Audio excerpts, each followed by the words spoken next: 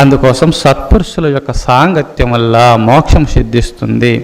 ఒక్కొక్కరు సత్పురుషుడు కావాలా. ప్రతి ఇల్లు కూడా ఒక ఆశ్రమంగా మారాల. గృహస్థాశ్రమం అన్నారు.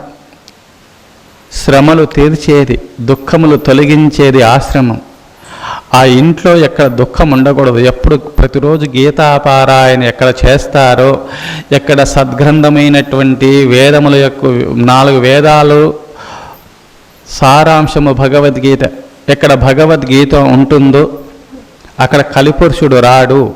తులసి ఉన్న చోట సద్గ్రంథములు అనగా రామాయణము, భారతము, అంటే భారతం యొక్క సారాంశమే భగవద్గీత. భీష్మ పరమానందు చెప్పబడింది.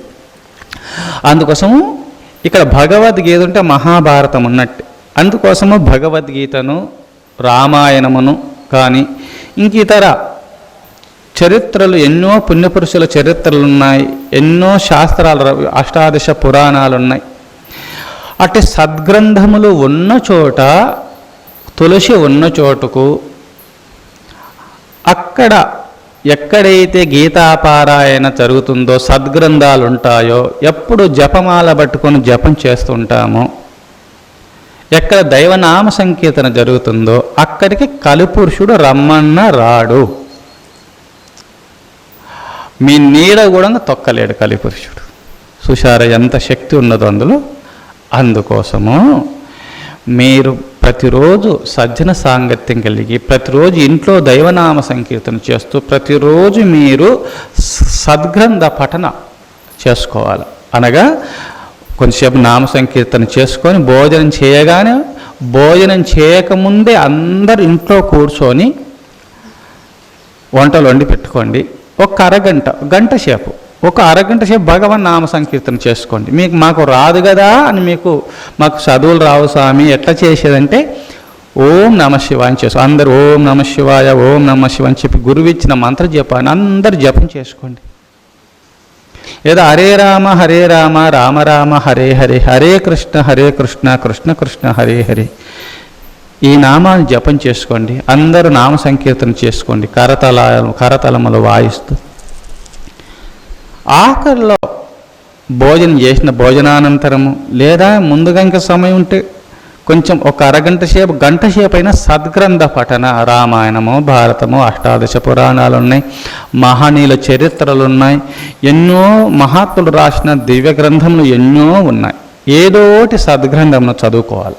రోజు ఒక గంట సేపన్న చదువుకుంటే మీరు అన్నం తింటే కడుపు నిండుతుంది, ప్రశాంతంగా ఉంటుంది. మీకు ఆకలి అవుతుంటే తల్లడిల్తుంటారు కదా, మనసు అటువైపు పోతుంది, అన్నం వైపు పోతుంది.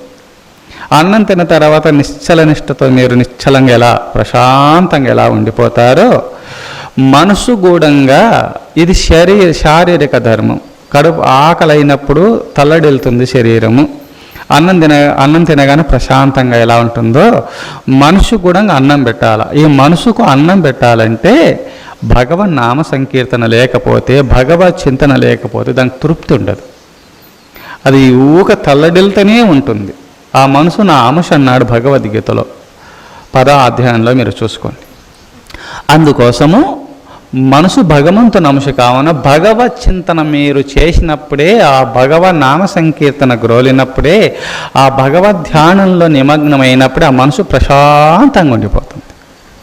ఆ భగవద్ ధ్యానం చేయకపోతే మీరు అన్నం తింటున్నారు, ఏదేదో వ్యావహారికంలో విహరిస్తున్నారు, ఏదో పనులు చేస్తున్నారు, ఏదో మాట్లాడుతున్నారు, ఆ మనసు ఎక్కడెక్కడో అది ఏడుస్తూ తల్లడిల్తూ ఉంటుంది. అది నా మనసు బాగలేదని మీరు ఏడుస్తారు, కానీ ఆ మనసుకు ఏమైనా అన్నం పెడుతున్నారా?